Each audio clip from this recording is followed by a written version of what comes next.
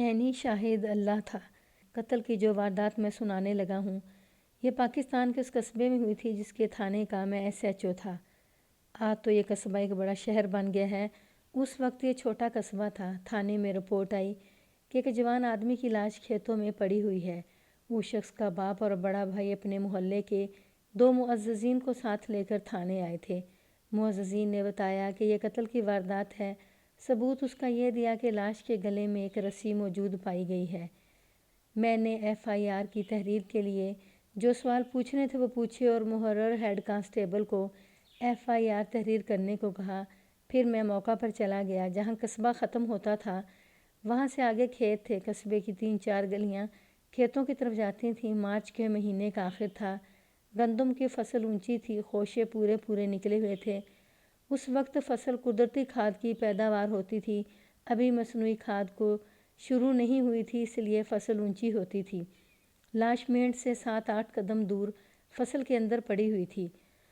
Meant کے قریب بہت ساری فصل ٹوٹی ہوئی تھی، اس سے ظاہر ہوتا تھا کہ اس جگہ 2 یا 2 سے زیادہ آدمیوں کی لڑائی ہوئی ہے۔ وہاں سے آگے کھیت کے اندر کی طرف 7-8 قدم تک فصل ٹوٹی ہوئی تھی۔ یہ لاش کو گھسیٹنے کا نتیجہ تھا۔ آگے لاش پڑی ہوئی تھی۔ لوگوں نے بے وقوفی یہ کی تھی کہ لاش کو دیکھنے کے لیے فصل کے اندر جاتے رہے تھے۔ اس سے یہ نقصان ہوا کہ قاتل یا قاتلوں کے کھرے ختم ہو چکے تھے۔ مینڈ پر بھی کوئی کھرا نہیں تھا، مینڈ پتھر جیسی پکی تھی اور اس پر بھی لوگ چل پھر رہے تھے۔ مجھے مقتول اور قاتل کے کھرے نہیں ملے۔ لاش جوان آدمی کی تھی، عمر 28 سال بتائی گئی۔ وہ اسی قصبے کا رہنے والا تھا اور ضلع کے شہر میں ایک سرکاری دفتر میں ملازم تھا۔ یہ شہر قصبے سے 21 میل دور تھا۔ مقتول 5 دنوں کی چھٹی کے لیے آیا ہوا تھا۔ میں نے لاش کو الٹ پلٹ کر دیکھا، کپڑے ہٹا کر جسم کو اچھی طرح دیکھا، کہیں بھی چوٹ اور زخم کا نشان نہیں تھا۔ اس کے گلے میں تقریباً 1 گز رسی پڑی ہوئی تھی، یہ باندھی ہوئی نہیں تھی۔ اس طرح ہوا تھا کہ رسی اس کے گلے میں ڈالی گئی اور گردن کے پیچھے ایک گانٹھ دی گئی تھی۔ مقتول مر گیا تو قاتل رسی گلے میں ہی چھوڑ گئے اور گانٹھ ڈھیلی ہو گئی تھی۔ کوئی شک نہیں تھا کہ قتل کی واردات ہے۔ مقتول نے شلوار قمیض اور سویٹر پہنی ہوئی تھی۔ میں اس کی جیب میں دیکھی، اس قمیض کی سائیڈ والی جیب میں سے بٹوا نکلا، اس میں تھوڑی سی رقم تھی جو آج مجھے ٹھیک یاد نہیں، شاید 100 روپیہ اور کچھ آنے دوانیاں وغیرہ تھیں۔ بٹوے میں سے ایک فوٹو برآمد ہوا۔ مقتول ایک جوان لڑکی کے ساتھ کھڑا تھا، بڑی خوبصورت لڑکی تھی۔ مقتول کی ایک انگلی میں سونے کی انگوٹھی تھی، کلائی کے ساتھ گھڑی بندھی ہوئی تھی۔ میں نے مقتول کے باپ کو فوٹو دکھا کر پوچھا کہ یہ لڑکی کون ہے؟ میرے اس بیٹے کی بیوی ہے، مقتول کے باپ نے جواب دیا۔ میں کیا حال بتاؤں اس باپ کا جس کا جوان بیٹا اس کے سامنے مرا ہوا پڑا تھا اور اس کے گھر میں بیٹھی بہو اپنی قسمت کو کوس رہی ہوگی۔ یہ مقتول کی اپنی بیوی کے ساتھ محبت کی نشانی تھی کہ اس نے بیوی کا فوٹو اپنے بٹوے میں رکھا ہوا تھا۔ بٹوے میں رقم، انگلی میں انگوٹھی اور کلائی پر گھڑی کی موجودگی کا مطلب یہ تھا کہ قتل کی یہ واردات راہزنوں کی نہیں۔ راہزن گلے میں رسی ڈال کر نہیں مارا کرتے تھے، اگر ان کے ساتھ کوئی شخص لڑائی کرے تو راہزن چاقو چلایا کرتے تھے۔ اس واردات میں راہزنی والا شک تو میرے دماغ سے فوراً نکل گیا۔ میں نے چارپائی منگوا کر لاش کو ہسپتال برائے پوسٹ مارٹم بھیج دیا اور خود مقتول کے محلے میں چلا گیا۔ مجھے کسی اور کی بیٹھک میں بٹھایا گیا۔ یہ ایک اچھی حیثیت والے ریٹائرڈ آدمی کا گھر تھا، وہ بڑی اچھی تعلیم والا بھی تھا۔ میں نے اسی کو اپنے پاس بٹھا لیا۔ میں نے مرنے والے کے گھر کے افراد سے تو ہر بات پوچھی ہی ہے، میں نے اس کو کہا، لیکن مجھے کچھ باتیں ایسی ہوتی ہیں جو گھر والے پردے میں رکھتے ہیں اور وہ باتیں باہر سے معلوم ہوتی ہیں۔ کیا آپ میری مدد کریں گے؟ یہ لوگ کیسے ہیں جن کا آدمی قتل ہو گیا ہے؟ ان کی کسی کے ساتھ دشمنی یا عداوت ہوگی؟ اگر آپ کچھ جانتے ہیں تو بتا دیں۔ مقتول کا اخلاق کیسا تھا؟ جی ہاں، اس نے جواب دیا، میں اسی محلے کا آدمی ہوں۔ قادر مقتول کو، اس کے باپ اور بڑے بھائی کو اور اس کے گھر کی عورتوں کو بھی جانتا ہوں۔ میں ان سب کو شریف لوگ کہا کرتا ہوں۔ قادر بھی اچھے اخلاق کا آدمی تھا۔ اس گھر کی عورتیں بھی تعریف کے قابل ہیں۔ ان کی ساتھ کسی نے کیا دشمنی رکھنی ہے؟ قتل تو وہاں ہوتے ہیں جہاں خاندانی عداوتیں پائی جاتی ہیں، جن کے درمیان مقدمہ بازی چلتی ہے۔ کبھی ایک آدمی ادھر کا زخمی یا قتل ہو گیا، کبھی ایک آدمی ادھر کا زخمی یا قتل ہو گیا۔ اس خاندان کی ایسی دشمنی کسی کے ساتھ نہیں۔ مقتول کی شاید کسی کے ساتھ دشمنی ہو، میرا خیال ہے کہ نہیں، اس نے کہا، یا میں جانتا نہیں یہ دشمنی ہے یا نہیں۔ یہ جہاں ملازم ہے وہاں اس کا کوئی دشمن ہو سکتا ہے۔ اگر ایسا ہو تو مقتول یہاں قتل نہ ہوتا، میں نے کہا۔ دشمن اسے وہیں اپنے شہر میں قتل کر دیتے۔ میں جو کچھ جانتا ہوں وہ بتا رہا ہوں، اس نے کہا۔ یہ آپ نے دیکھنا ہے کہ میری بتائی ہوئی کون سی بات آپ کے لیے کارآمد ہو سکتی ہے۔ ان کی ایک دشمنی ہے، لیکن یہ قتل تک نہیں پہنچ سکتی، یہ ایک گھر کا تنازع ہے۔ آپ بات کریں، میں نے کہا۔ ہو سکتا ہے آپ سے ہی میرے مطلب کی کوئی بات معلوم ہو جائے۔ ان کا یہ کیا تنازع ہے؟ قادر کی بیوی تقریباً 1 سال سے اپنے گھر بیٹھی ہوئی ہے، اس معزز آدمی نے کہا۔ یہ لوگ اسے بساتے بھی نہیں اور اس کو طلاق بھی نہیں دیتے۔ ان کا آپس میں کبھی لڑائی جھگڑا ہوا ہے؟ میں نے پوچھا۔ میرا مطلب یہ ہے کہ لڑائی جھگڑا زبانی نہیں بلکہ ہاتھا پائی طرز کی لڑائی ہوئی ہے۔ نہیں صاحب، اس نے جواب دیا، ایسی لڑائی تو کبھی نہیں ہوئی۔ زبانی کلامی جھک جھک ہوتی رہی ہے، پھر وہ بھی ختم ہو گئی تھی۔ یا آپ یہ سمجھ لیں کہ معاملہ ذرا ٹھنڈا پڑ گیا ہے۔ ناچاکی کی وجہ کیا ہے؟ جہاں تک میری معلومات کا تعلق ہے وجہ کوئی اتنی بڑی نہیں، اس معزز شخص نے کہا۔ یعنی قادر، یہ آدمی جو قتل ہو گیا ہے، اس کی ماں بڑی سخت سیاست باز اور فسادن ہے۔ قادر کی ماں نے قادر کی بیوی کا ناطقہ بند کیا ہوا تھا۔ آگے قصہ کچھ اس طرح ہے کہ یہ لوگ کہتے ہیں کہ لڑکی ٹھیک نہیں تھی، اور لڑکی والے کہتے ہیں کہ لڑکی اور قادر میں بہت پیار تھا جو قادر کی ماں کو اچھا نہیں لگتا تھا۔ پھر اس طرح ہوا کہ لڑکی اپنے ماں باپ کے گھر چلی گئی اور پھر واپس نہیں آئی۔ معلوم نہیں یہ لوگ اس کو لینے گئے یا انہوں نے لڑکی کو بھیجا ہی نہیں۔ قادر کے بٹوے سے اس کی بیوی کی تصویر نکلی ہے۔ میں نے کہا، اس سے تو یہ ثبوت ملتا ہے کہ قادر کو اپنی بیوی کے ساتھ اب بھی پیار ہے۔ کیا آپ اس لڑکی کے بارے میں کچھ بتا سکتے ہیں؟ مجھے اچھا نہیں لگتا کہ بغیر کسی ثبوت کے اور بغیر شہادت کے کسی پر اتنا غلط الزام لگا دوں، اس نے شریف اور معزز آدمیوں کی طرح کہا۔ میں سنی سنائی آپ کے گو سے گزارش کر رہا ہوں، آپ خود تفتیش کر کے صحیح صورتحال معلوم کر لیں۔ پہلی بات تو یہ سنی ہے کہ تقریباً 1 مہینے سے لڑکی غائب ہے۔ غائب ہے؟ میں نے ذرا حیران ہو کر پوچھا۔ 1 مہینے سے؟ میرے پاس اس کی گمشدگی کی رپورٹ نہیں آئی۔ پھر ہو سکتا ہے یہ بات غلط بھی ہو، اس معزز آدمی نے کہا۔ میں نے عرض کیا ہے کہ میں سنی سنائی سنا رہا ہوں۔ عورتوں نے یہ مشہور کیا ہوا تھا کہ لڑکی گھر میں نہیں۔ پہلے تو اس لڑکی کے چال چلن کے خلاف کبھی کوئی بات نہیں سنی تھی، لیکن سسرال والوں نے اسے گھر بٹھا دیا تو تھوڑے عرصے بعد اس لڑکی کے خلاف باتیں اٹھنے لگیں۔ میں کوئی ثبوت پیش نہیں کر سکتا۔ سنا ہے کہ لڑکی کو رات کے وقت کہیں آتے جاتے دیکھا گیا ہے۔ اس معزز آدمی نے سنی سنائی باتیں بتائی تھیں جن پر میں پورا اعتبار نہیں کر سکتا تھا۔ پھر بھی مجھے کچھ کارآمد اشارے مل گئے۔ میں نے اس شخص کو چھٹی دے دی اور مقتول کے باپ کو بلایا۔ باپ بیچارہ بیان دینے کی حالت میں نہیں تھا، لیکن مجھے اپنے کام کی جلدی تھی۔ باپ کی حالت تو اب باقی عمر یہی رہنی تھی۔ میں نے اس سے پہلا سوال وہی پوچھا جو قتل کی واردات میں پوچھا جاتا ہے، یعنی کہ ان لوگوں کا دشمن کون ہے؟ ہم نے کسی کے ساتھ کیا دشمنی رکھنی ہے صاحب، اس نے روتے ہوئے کہا۔ کسی کے ساتھ کوئی جھگڑا اور کوئی تنازع نہیں۔ کیا آپ کے بیٹے کے سسرال کے ساتھ آپ کا کوئی تنازع نہیں؟ میں نے پوچھا اور کہا، آپ شفا میں سے ہیں، میں آپ کو ایک بات پہلے ہی سمجھا دیتا ہوں، وہ یہ ہے کہ میں نے قاتل کو پکڑنا ہے۔ خود آپ بھی یہی خواہش کرتے ہوں گے کہ آپ کے بیٹے کا قاتل فوراً پکڑا جائے اور سزا پائے۔ اس کے لیے لازمی ہے کہ آپ میرے آگے جو بات زبان سے نکالیں وہ بالکل ٹھیک ہو، اور دوسری بات یہ کہ مجھ سے کوئی بات چھپا کر نہ رکھیں، چاہے وہ بہت ہی معمولی سی بھی ہو۔ میں نے ہر بات دوسروں سے معلوم کر لینی ہے، پھر میرے دل میں آپ کی جو عزت ہے وہ نکل جائے گی۔ آپ بتائیں کہ اپنے مقتول بیٹے کے سسرال کے ساتھ آپ کا کیا تنازع چل رہا ہے؟ ان کی بیٹی میرے بیٹے کے ساتھ آباد نہیں ہو سکی، اس نے کہا۔ شادی کے 6-7 مہینے بعد ہمارے گھر میں رہی، پھر اپنے ماں باپ کے گھر چلی گئی اور واپس نہیں آئی۔ مجھے اس سے کوئی سروکار نہیں کہ لڑکی کو اس کے ماں باپ کے گھر میں بٹھانے میں کون قصوروار ہے۔ میں نے کہا، میں صرف یہ معلوم کرنا چاہتا ہوں کہ ان لوگوں کے ساتھ تمہاری دشمنی کس درجے تک پہنچ گئی تھی، اور میں یہ بھی معلوم کرنا چاہتا ہوں کہ آیا لڑکی والے اتنی جرأت اور ہمت کر سکتے ہیں کہ آپ کے بیٹے کو قتل کر دیں؟ میرا جوان بیٹا قتل ہو گیا ہے، اس نے کہا۔ میں تو ہر کسی کو اپنے بیٹے کا قاتل کہوں گا، لیکن قادر کے سالوں پر میرے دل میں شک نہیں آیا۔ ذرا سا خیال آیا تھا، لیکن یہ خیال بھی آیا کہ وہ بھی ہماری طرح عزت سے گزر بسر کرنے والے لوگ ہیں۔ میں اس شک پر غور کر چکا ہوں، یہ میں آپ کے گوشت سے گزارش کر دیتا ہوں۔ آپ ماشاءاللہ اس لائن میں دانش مند ہیں۔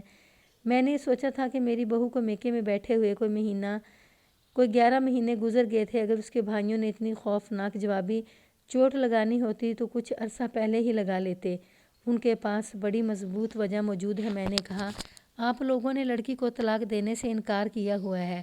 انہوں نے آخر یہی طریقہ سوچا ہوگا کہ لڑکی کے خامد کو قبر میں اتار دیں تو اس کی دوسری شادی ہو جائے گی۔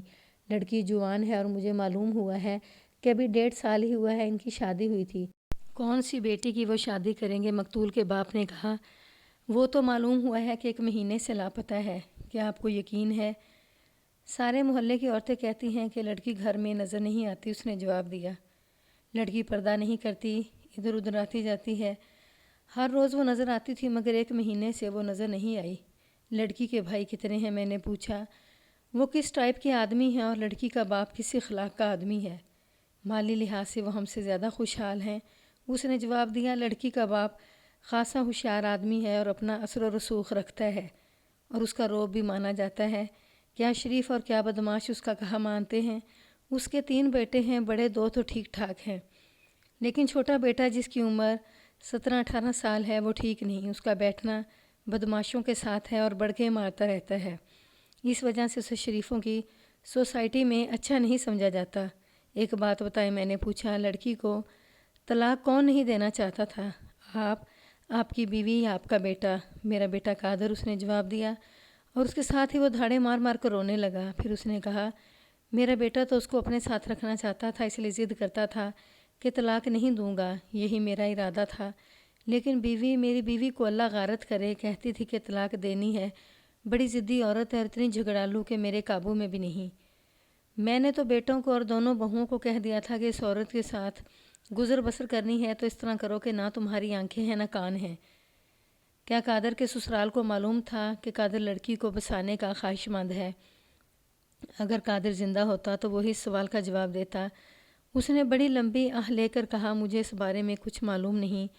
وہ لوگ طلاق کا تقاضا کرتے رہے اور ہماری طرف سے میری بیوی جواب دیتی رہی۔ کیا یہ لڑکی اب آ کر کچھ خراب ہو گئی تھی؟ میں نے پوچھا۔ باتیں ہی کچھ ایسی سنی ہیں، مقتول کے باپ نے جواب دیا۔ یہ بھی سنا ہے کہ اسے رات کو کہیں آتے جاتے دیکھا گیا ہے۔ کیا آپ معلوم کر سکتے ہیں کہ وہ رات کو کس کے پاس جاتی تھی؟ میں نے پوچھا۔ میں نے پہلے کبھی دھیان نہیں دیا تھا، اس نے کہا۔ اب کوشش کروں گا کہ معلوم ہو جائے۔ اس شخصی باتیں سنتے سنتے میرے ذہن میں ایک شک پیدا ہوا۔ لڑکی آخر جوان تھی اور اس نے ازدواجی زندگی کا ذائقہ چکھ لیا تھا۔ اس نے آخر تانگ آ کر اپنی پسند کے کسی آدمی کے ساتھ تعلقات پیدا کر لیے ہوں گے اور اس کے ساتھ چلی گئی ہوگی۔ اس آدمی نے قادر سے لڑکی کو آزاد کرانے کا یہ طریقہ استعمال کیا ہوگا کہ قادر کو مار دیا جائے۔ اس کے ساتھ ہی میرے لیے سوچنے والی بات یہ تھی کہ لڑکی کسی کے ساتھ گئی بھی ہے یا نہیں۔ یہ بھی تو ہو سکتا تھا کہ لڑکی خراب ہو گئی ہو اور بھائیوں نے اپنی بےزتی سمجھ کر اسے ختم ہی کر ڈالا ہو۔ میں نے مقتول کے باپ کو بھیج دیا اور لڑکی کے باپ کو بلایا۔ اس سے میں نے پہلی بات یہ پوچھی کہ اس کی بیٹی کہاں ہے، میں اس کا بیان لینا چاہتا ہوں۔ وہ پہلے چپ رہا اور ادھر ادھر دیکھنے لگا۔ میں نے اس پر زور دیا کہ وہ میرے سوال کا جواب دے، وہ پھر بھی خاموش رہا۔ میں نے اس کے ساتھ تھانے داروں کے لہجے میں بات کی تو وہ بول پڑا، وہ تو یہاں نہیں ہے۔ اس نے بڑی آہستہ سے کہا، کہاں ہے؟ میں نے بڑے رعب سے پوچھا۔ تقریباً 1 مہینہ پہلے وہ لاپتہ ہو گئی تھی، اس نے جواب دیا۔ مجھ سے عزت کروانا چاہتے ہو تو بات پوری کرو، میں نے دبدبے سے کہا۔ میرے ہر سوال کا جواب بالکل سچ اور پورا دو۔ وہ کس طرح لاپتہ ہوئی تھی؟ بس جی، اس کے انداز سے معلوم ہوتا تھا کہ یہ بات سنانے پر اس کا دل راضی نہیں ہو رہا۔ آہستہ آہستہ بول کر اس نے بتایا، 1 رات ٹھیک ٹھاک سوئی، صبح دیکھا تو لاپتہ تھی۔ اس کا ایک اٹیچی کیس بھی لاپتہ تھا، تھوڑا سا زیور، اس کے جو قیمتی بہت اچھے کپڑے تھے وہ بھی نہیں تھے۔ وہ اپنے سینڈل 2 جوڑے بھی ساتھ لے گئی تھی۔ کیا آپ جاہل آدمی ہیں؟ میں نے پوچھا۔ تھانے میں رپورٹ لکھوائی تھی؟ نہیں، اس نے جواب دیا۔ بالکل صاف معاملہ تھا جناب کہ وہ اپنی مرضی سے گئی ہے، کوئی اسے زبردستی اٹھا کر لے جاتا تو اس کا اٹیچی کیس، زیور، کپڑے اور سینڈل وغیرہ تو نہ لے جاتا۔ ہم اپنی عزت کی خاطر خاموش رہے۔ کہیں تلاش کیا تھا؟ میں نے پوچھا۔ اس کے سسرال سے پتہ کیا تھا؟ ان کا گھر آپ کے گھر سے دور نہیں۔ سسرال جا کر اس نے کیا کرنا تھا جی؟ اس نے کہا، ان کے ساتھ تو بول چال بھی بند ہے۔ آپ کی بیٹی راتوں کو کس سے ملتی تھی؟ میں نے کہا، آپ کو معلوم ہوگا۔ نہیں جناب، اس نے کہا، مجھے یہ معلوم ہے کہ یہ لوگ میری بیٹی کو بدنام کر رہے ہیں، یہ دراصل میری لڑکی کی ساس کا کام ہے۔ وہ ثابت کرتی پھرتی ہے کہ میری بیٹی کا چال چلن خراب تھا، اس وجہ سے اسے اس کے بیٹے نے گھر سے نکال دیا ہے۔ میں نے اس مسئلے پر غور کیا تو میرا دماغ اسی شک پر رک جاتا تھا جو میں نے پہلے بیان کیا ہے کہ لڑکی اپنی پسند کے آدمی کے ساتھ چلی گئی ہے اور اس آدمی نے مقتول کو قتل کر کے راستے سے ہٹایا ہے۔ اس کے باپ کو میں نے بہت ٹٹولا لیکن اس نے کوئی آدمی نہیں بتایا۔ اس کے بعد میں نے لڑکی کی ماں کو بلایا، اس نے بھی یہی بتایا کہ اس کی بیٹی اپنے کپڑے اور زیور اٹیچی کیس میں ڈال کر لے گئی ہے۔ مائیں بیٹیوں کی رازدار ہوتی ہیں، میں نے کہا۔ اس نے تمہیں بتایا ہوگا کہ یہ خاوند طلاق دے دے تو وہ فلاں آدمی کے ساتھ شادی کر لے گی۔ اس نے ایسی بات میرے ساتھ کبھی نہیں کی تھی، اس نے جواب دیا۔ اپنی سہیلیوں کو شاید بتائی ہوگی۔ اس عورت سے بھی میں نے بہت کچھ پوچھ گچھ کی لیکن کچھ حاصل نہ ہوا۔ میں نے اس سے پوچھا کہ اس کی بیٹی کو خاوند نے اپنے گھر کیوں نہیں رکھا۔ اس کی ساس کے بارے میں اگر کوئی بات منہ سے نکالوں گی تو آپ کہیں گے یہ عورت دشمنی کی وجہ سے ایسی باتیں کر رہی ہے۔ اس نے کہا، آپ اس عورت کے پڑوسیوں اور محلے والوں سے پوچھیں، وہ آپ کو بتائیں گے۔ اگر میری زبان سے ہی سننا ہے تو میں دونوں طرف کی بات کروں گی۔ ادھر میری بیٹی کی ساس نیری چڑیل تھی، اس نے میری بیٹی کو ہی نہیں اپنے عزت دار خاوند اور بیٹوں کو بھی نتھ ڈالی ہوئی تھی۔ اس نے مقتول کی ماں کی وہی باتیں سنائیں جو ایک معزز آدمی اور اس کا خاوند مجھے بھی سنا چکا تھا۔ یہ باتیں سنا کر اس نے کہا، ادھر وہ میرے گھر میں میرے بیٹے اور بیٹوں کا باپ نرے پتھر تھے۔ میری بیٹی گھر آئی تھی تو اپنی ساس کی باتیں اور سلوک سناتی تھی۔ میں اسے کہتی تھی کہ بیٹی برداشت کرو اور اپنے خاوند کے ساتھ بنا کر رکھو، لیکن میرے بیٹے اور اپنا خاوند اسے کہتے تھے کہ ساس ایک کہتی ہے تو اسے 10 سناؤ، اگر زیادہ تنگ کرے تو یہاں آ جاؤ، ہم مار نہیں گے۔ اس طرح یہ میری بیٹی کو حوصلہ دیتے تھے کہ ساس کے گلے پڑے اور اپنے گھر آ کر بیٹھ جائے۔ اس عورت کا مقابلہ تو اس کا خاوند بھی نہیں کر سکتا۔ میری تو اپنے گھر میں کوئی مانتا ہی نہیں تھا۔ ساس بہو کا تو ڈرامہ چلتا ہی رہتا ہے۔ اسے نہ آج تک کسی نے روکا ہے اور نہ کسی نے روکنے کی کوشش کی تو اس کو ناکامی ہوئی۔ یہ عورت بولتی جا رہی تھی۔ اس قسم کی تقریروں اور کہانیوں کی مجھے ضرورت نہیں تھی۔ میں نے قاتل کا سراغ لگانا تھا۔ سورج ڈوب رہا تھا۔ لاش پوسٹ مارٹم کے بعد آ گئی تھی اور محلے میں کوہرام مچا ہوا تھا۔ پوسٹ مارٹم رپورٹ میں موت کا باعث سانس رکنا لکھا گیا تھا۔ سانس رسی سے روکا گیا تھا، یعنی رسی سے مقتول کا گلا گھونٹ دیا گیا تھا۔ اس کے جسم پر تشدد کا کوئی اور نشان نہیں تھا۔ موت کا وقت رات 10:30 اور 11 بجے کے درمیان لکھا گیا۔ میں نے اگلی صبح کے لیے مقتول اور اس کی بیوہ کے کچھ قریبی رشتہ داروں کو تھانے طلب کیا۔ میں رات کو سونا نہیں چاہتا تھا۔ رات کے لیے میں نے اپنے خاص مخبروں اور 2 معززین کو اپنے گھر بلا لیا۔ آدھی رات کے بعد تک میں ان لوگوں سے رپورٹیں لیتا رہا۔ انہوں نے جو رپورٹیں دیں ان کو الگ الگ سنانے کی ضرورت نہیں، میں صرف یہ سنا دیتا ہوں کہ ان سے مجھے کیا معلوم ہوا۔ مقتول کے چال چلن اور اخلاق کے بارے میں کوئی ایک بھی رپورٹ اس کے خلاف نہیں ملی، بلکہ یہ بتایا گیا کہ ہر کسی کی عزت کرنے والا اور کروانے والا شخص تھا۔